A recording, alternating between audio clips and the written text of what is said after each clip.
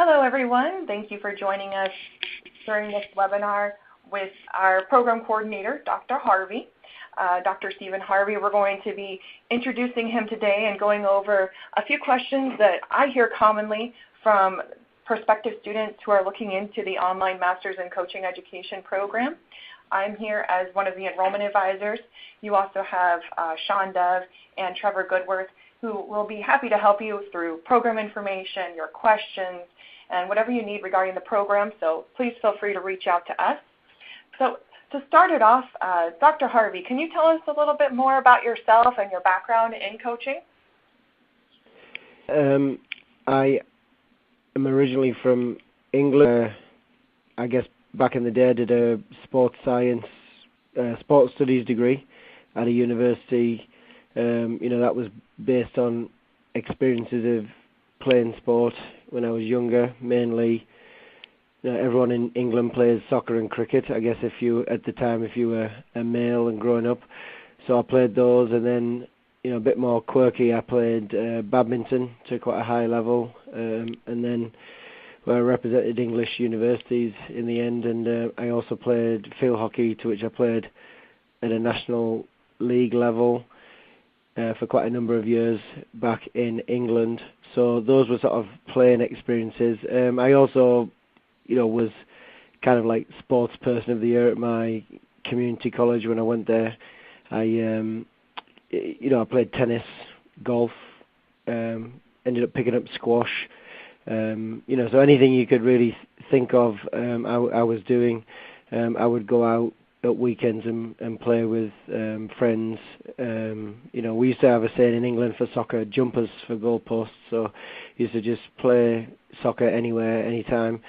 So that was kind of, a bit of playing background. And then, so when I went to university to do my sports studies degree, I had an opportunity to work in like an event management situation for a placement. And then I got put onto a coaching scheme where you could do your coaching awards and have them subsidized if you did a little bit of coaching in the local area. So that's how I got into starting coaching, really. And then from there, I realized that if I wanted to be a coach, I kind of wanted some substance to it. So I started getting some coaching awards, level 1 in field hockey, and then in badminton, I got that award as well, and started working with young players for badminton and that kind of thing. So those were sort of early days in coaching. And then I ended up training to be a physical education teacher, actually, back in England at a place called Loughborough, which everyone says this, right? But it was one of the best teacher training colleges for sports and physical education in the UK. So I went there and had the privilege of meeting some quality scholars and academics.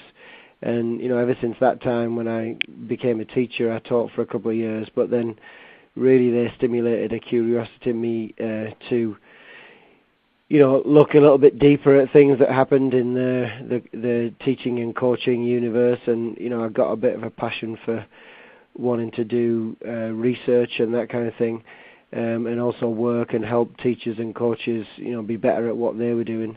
With the old analogy of, teach a person to fish rather than, doing the fishing yourself. So, so as I went through my 20s and early 30s, I transgressed into, doing a PhD, and that's, I'd done some soccer coaching in the US, coming over in the summers, again, as typical English sort of people did.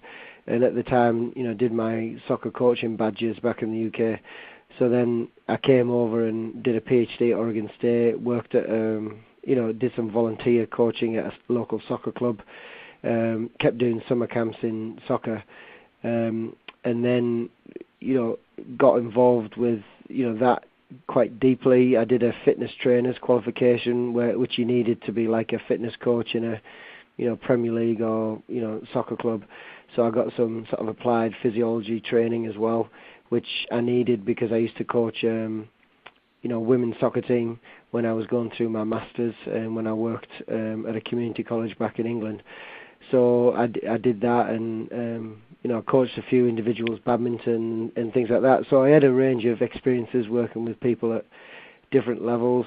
And when I finished my PhD at Oregon State, I went back to England, and my PhD was in exercise science, and I started getting involved playing field hockey again, and then that took me on a journey for getting into sort of high-level field hockey coaching and doing coach education for England Hockey, which is the governing body for field hockey, and I ended up sort of being involved with them as what they call a centrally contracted coach, and some of us were appointed to help, head coaches in the England field hockey setup. And as people might know, Great Britain won the gold medal at the last Olympics. There was no one really that I coached that was on that team, but kind of had an indirect influence, I would imagine. And so that was an interesting journey because they were sort of changing their coaching system at the time and that kind of thing. And I was back in England for 7 years, from 2006 to 2013, before coming back over here. And during those 7 years, other than taking, field hockey, I taught in coaching ed undergrad programs, teacher ed undergrad programs, and that kind of thing, and started doing lots of research with teachers and teacher behavior, coaching behavior, and games-based coaching and teaching approaches. So, that was kind of all work that stemmed from my PhD studies.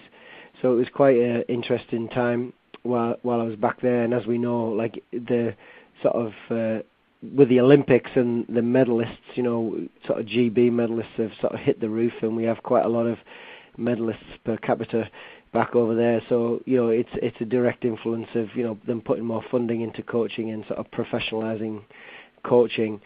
So there was a lot of good people to be around at that time, and with England hockey, there was a real push for, more game-based approaches to coaching and that kind of thing, which, I was glad to be involved in.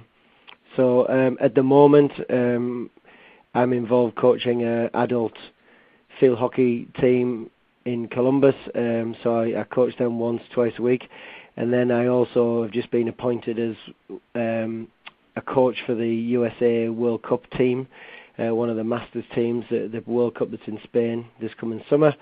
So I'll be working with them, in that sort of tournament environment. And then I'm also coaching youth. So I'm coaching a U8 boys soccer team at the moment. The only thing I forgot to say was I coached a women's field hockey team as well back in the UK. But I did a lot of work, like I say, for England hockey in their sort of junior programs. So if I had to nail my colours to my masts, I really enjoy the sort of the developmental angle of coaching. So I'm not always, I know I'm coaching this World Cup team, but it's kind of more the sort of youth domain and the development side of coaching that I really enjoy. I'm not really, wanting to win everything that I do. I think, I have an educative purpose with what I do. So that's kind of, what I try and do when I'm in that sort of youth development context. So it's not all about winning. It's more about the process that you go about. But I think if you follow that when you're a, high-level coach as well, working with high-level athletes, then you probably get a lot more mileage out of that as well. Thank you, Dr. Harvey. So I hear within your background a very extensive background really within so many different sports and coaching so many different levels. This kind of transitions into my next question here, and this is something I hear a lot. Our students, they come from various backgrounds. They could be volunteer coaches or even paid coaches, or sometimes they're from even a club. Other times they're at high school or middle school or even collegiate, or we've had Olympic coaches as well. So the coursework, of course, applies to all levels of competition as well as all sports. So many times I get the question from prospective students, how will the program benefit them as a coach? So could you elaborate more about the program and what they expect to learn as a student in the MCE program, as well as how it helps their coaching? Well, yeah, I mean, the main thing is that obviously the program, when it was devised before I came here, about 7 or 8 years ago, when it was an on-campus program, then we put it online. But like I say, I've only been involved a short time, but the idea was that it was linked to the national standards for sport coaches, which were published in 2006. So they're nearly 13, 14 years old now, and that reflected sort of 8 main standards and 40 standards across 8 domains. So the program really tries to encompass all those domains. So in the first class with me, for example, we talk about this notion of goal-orientated coaching. So what we are trying to do there is look at the national standards for sport coaches. We also look at the international sport coaching framework, and that provides us with the sense of purpose for being a coach and what type of coaching functions that a coach should have. And it sets really a nice platform for the rest of the program, in terms of what type of knowledge, professional knowledge do I need, what type of interpersonal knowledge do I need, in working with athletes and players and young people, and then what type of, intrapersonal knowledge do I need, so likes of self-awareness, being able to reflect on my own coaching and, go through that journey to make oneself better. So I think that, with that sort of framework and basis in mind, we try to deal with problems not kind of across all levels in the sense that we deal with problems that are applicable to coaches that can transgress all those levels. It's just that the context in which someone coaches, at the participation, recreational, performance, elite level, changes sometimes the decision that you are kind of having to make and the way that you work with your athletes. But another thing that's sort of common across what we do in terms of the content which you then apply in your own domain and reflect on it is, like anything, I mean, we try and offer you access to some kind of evidence-based information and some theories that underpin your practice in order that you can interrogate your practice in relation to those theories. And really then that drives you in terms of your journey across and through the program, because it's this constant, you gain knowledge in the program, so there's this constant kind of challenge in your own mind, so to speak, of you kind of resonating what you're learning with what you're currently doing and trying to be reflexive and reflective about what you're doing and try and, assimilate the information that you're learning in classes within your own coaching relative to the context in which you're coaching. And obviously, one big benefit of the program is that you do get to meet coaches from other sports. There's a program in the UK called the Aspire program where they have really high level, kind of Olympic level coaches take that program. And one of the big benefits they cite of the program is that they get to work with coaches from across different sports. So I think, being in this environment where you are putting small groups in discussions and things like that, where you're, and group-based tasks and also some individual and pair work, you're constantly thinking about, well, I do this in basketball, how is that similar in, another type of game-based field sport, but how is that different from track and field? And then obviously with track and field, if it's running, there's various running mechanics which can help with these game-related sports. Track and field coaches usually work a little bit more on an individual or small group level, so how can team-based coaches who have large groups of players really get into the meat of dealing with those interpersonal skills one-on-one with athletes? So there's a lot of benefits of the program that it's related to those national standards, and those pervade everything that we do.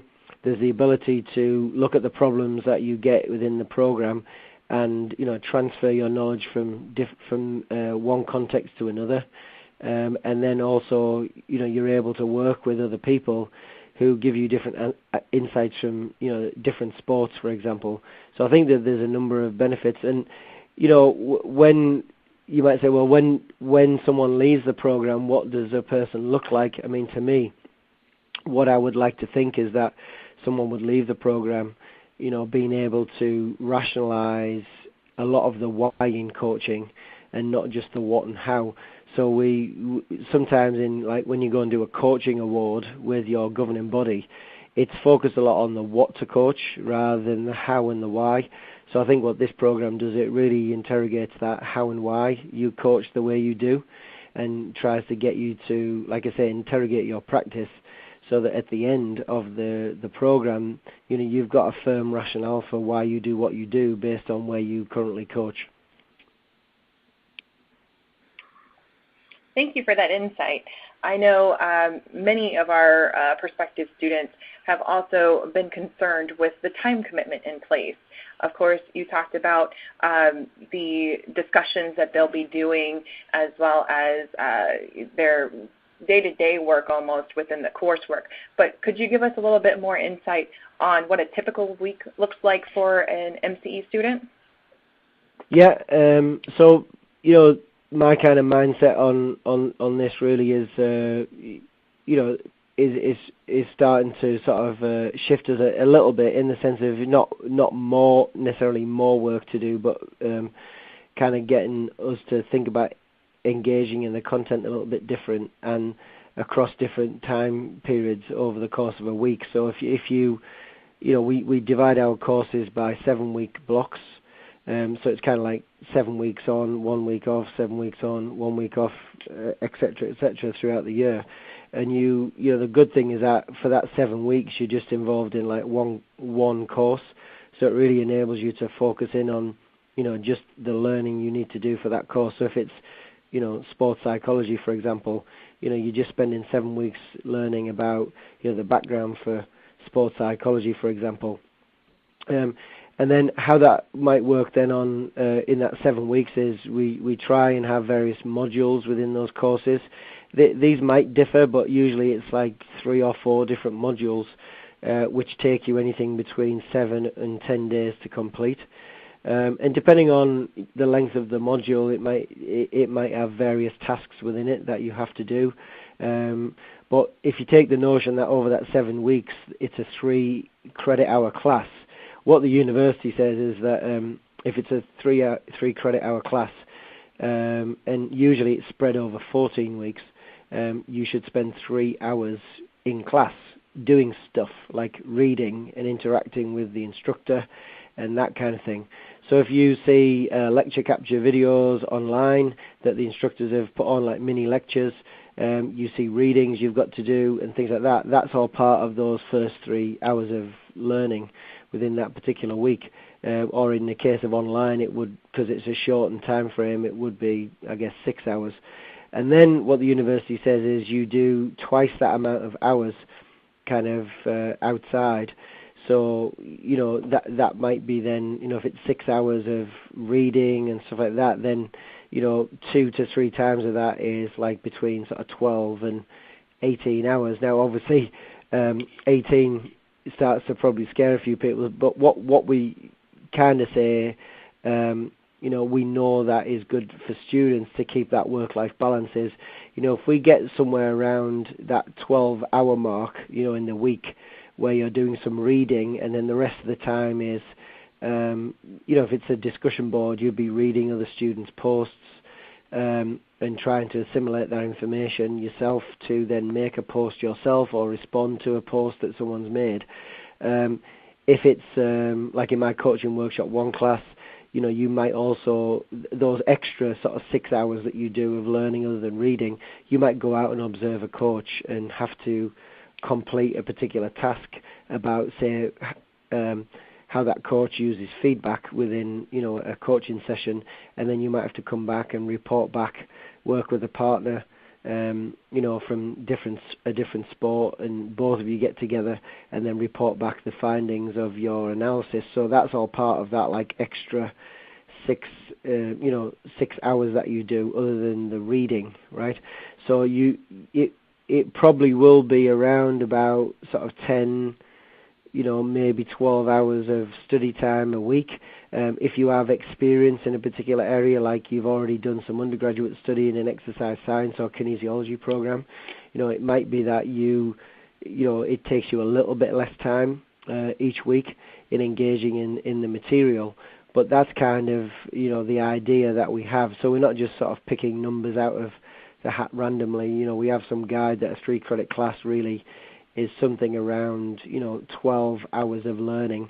So engaging in that reading and listening and watching stuff that's prepared by the instructor, and then doing tasks that you need to do to as check-in points so that you can demonstrate that you depending on what the task is that you've learnt, and now you put that in quote marks, like learnt the material, because sometimes it might be later down the pipe that you truly learn that material, but obviously in that 7-week block it's more about demonstrating your competence in that area. So that's kind of the time commitment that you need. What I would say and qualify is, I think that what we're also trying to do is, two things. We're trying to structure your learning so that you have a couple of check-in points per week. So, for example, you might have to submit something on like in my class now, you have to submit on a Thursday and then something on a Sunday. So you have a couple of check-in points during the week, and that's to obviously make sure that you're putting your best foot forward, so to speak, with the work that you're doing. And then the other thing that we do in class is escaping me now. I had two really good answers, but so we try and have those check-in points for you so that we can see that you're staying on track with the material. And then obviously, if you're having a sort of tough week, then we try and reach out to you and work with you in terms of helping you stay on track with the material.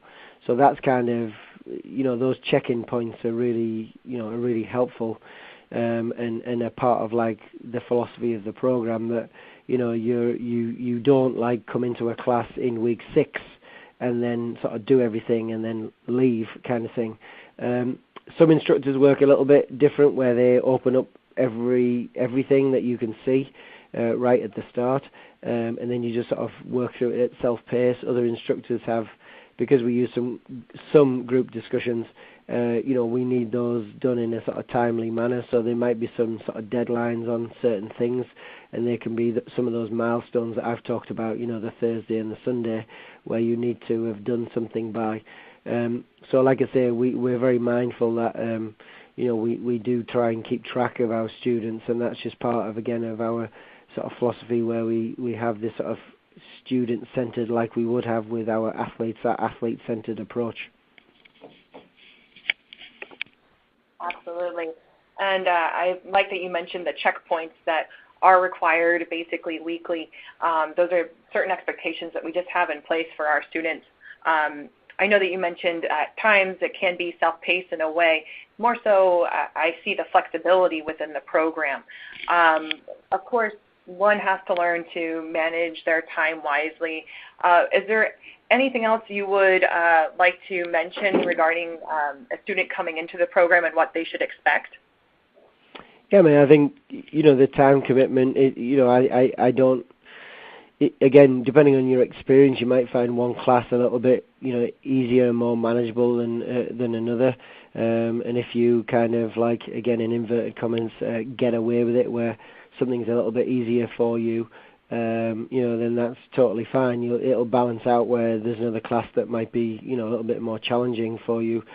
So, but I think on average, if you've got a wife, children, full-time job, coaching a team here or there, or a couple of individuals, if you're a track swimming coach or a small group of, or a swimming team or whatever, then you really need to, look at your diary and say, well, when am I going to sit down, and kind of commit myself to do some of this work. I mean, I think we all have, I'm extremely busy on a sort of daily basis, and get pulled from, being sort of father and, dealing with my children, spouse, spending time with my, wife, and that's obviously important. And then, as I say, I'm out coaching sometimes, and then, I've got, like, I had a meeting last night with USA Field Hockey about the World Cup. So, and then I do a bit of consultancy, and then I've got my work here. So I think, what I'm tending to find is that we have very, successful people want to join the program, because that's why they want to join, because they want to grow and get to the next level. The challenge with that, of course, is that this course then becomes one part of their journey in that success, but it's obviously something that shouldn't be taken lightly, and anything that you're doing, if you're looking at your calendar, is sort of in those sort of 2 or 3 times a week, getting those blocks of time where you can commit to sitting down and doing some reading, undertaking the various tasks that need to be done, to demonstrate your competence, is things that you need to talk about with if you're on your own, just yourself, but manage that with the rest of the commitments you have. But obviously, if you've got other commitments, to a full-time job, coaching a team, family, etc., you just need to balance up those, the kind of relative costs, the cost-benefit analysis of committing to the program. There are some students that start in week 1 and kind of get that reality shock. A lot of students then get over that and sort of realize that quite quickly that this is kind of what it said it was going to be in terms of the time commitment that was required, and they sort of resonate that within their schedule. But every now and again we do have 1 or 2 students who unfortunately and not able, because possibly they haven't prepared themselves for what's to come. They unfortunately have to take a step back and say, well, I have to look again at my commitments, and I might join you next semester. But some of those students don't return. So I think putting your best foot forward, you need to have those conversations, because we're looking to offer you a quality learning experience, and engage you in using various technologies and get you to do various activities that will stimulate you thinking about your coaching practice, with the aim of, although you might not be a full-time coach, all of the students, to being professional in your coaching. And that requires you, like anything we do when we want to be professional, you have to invest the time that it takes to go along that journey in being professional. So, and if it's for a time that you need to take a step back from, say, coaching 2 teams and only coach 1 team, well, it's not forever, but it's obviously for, a more like grandeur prize, let's say, at the end, where you have that master's degree. One thing I would say is that it is good if you are coaching though while you are doing the degree, because obviously a lot of what we do, we want you to go and apply directly into your coaching practice. So kind of one of the the requirements really is that you are engaged in coaching, and I know you'll have with various seasons time off in that part of the season, but if you are committed to sort of coaching a team or an individual or small group of individuals, that's obviously what we would like to see happen. It's just that with balancing your commitments, you just don't want to overcommit to coaching too much while you're doing the master's degree, in order that you can be successful. Yes, we see it many times where graduate students, they come into the program and they want to make sure that they come in succeeding. And we want to make sure that we give them the best that we can to succeed.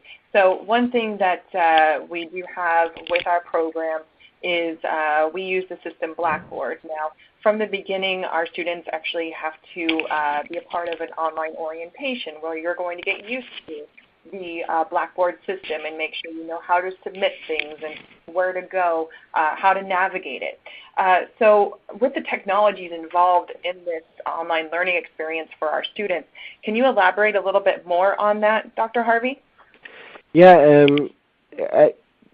to again give an example without naming names, I mean, we have a couple of students that come in and are a little bit behind the 8 ball in terms of the technology, and I think that when we use some technologies that we recognize that there's a learning process with those technologies, as you've alluded to, we try and expose the students to some of those technologies in the orientation, but it's just not possible within the orientation to cover everything that we use.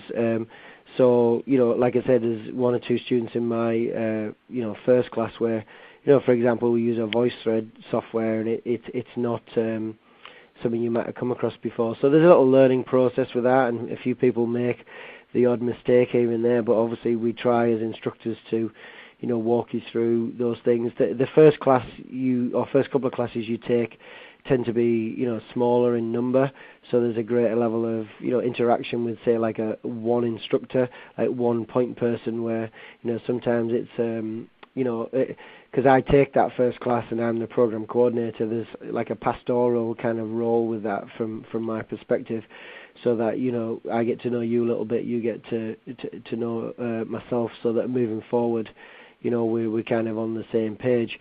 So I think you need to not underestimate the need for being up to speed somewhat with technology, or at least understand that if you are a little bit behind the eight ball on technology, so if you've been out of school for quite a long time, that you'll need to fine tune those study skills, and at the same time invest a little bit of time in learning some of the technologies which are part of interacting with instructors in an online environment. I mentioned, I think, VoiceThread technology. We do some Adobe Connect webinars, and sometimes those are, we try and make those at various points in the week that are accessible for all our students, of course. And then if people can't make it, then that webinar will be recorded and posted thereafter. But obviously, if you can be there live, it helps the interaction and your understanding of some of the concepts that have been gone over by the instructor. The other technology, we try and do some screen capture, like mini lectures. I mean, I've just done a couple this week to explain a couple of assignments, so we can use it for that. We can obviously do, a short slide deck and go through to explain sort of complex topics. We have a light box where we can draw with sort of neon pens up certain things that are more complex, that are not amenable to using PowerPoint. So we have that technology available to us on campus, which enables us to do some more elaborate things for our students when we do some of the screen capture videos. As I said, we use VoiceThread, which is like a voice and video discussion board sort of forum. We use discussion boards within Blackboard itself. And then, we get you to video yourself coaching and, convert that so the file size is a bit smaller. We show you how to sort of mic yourself up using your iPhone, for example, and the microphone there, and put it together with a video camera, or with a video taken on another iPhone, for example. So we do that kind of thing. And again, the students this semester have really done a great job at getting on board with that, because we have some online tutorials for them and things like that. So those are some of the technologies that we use, and I think that as there are more technologies out there, that the use of technologies by different instructors is a little bit different because of the nature of the content that they're dealing with.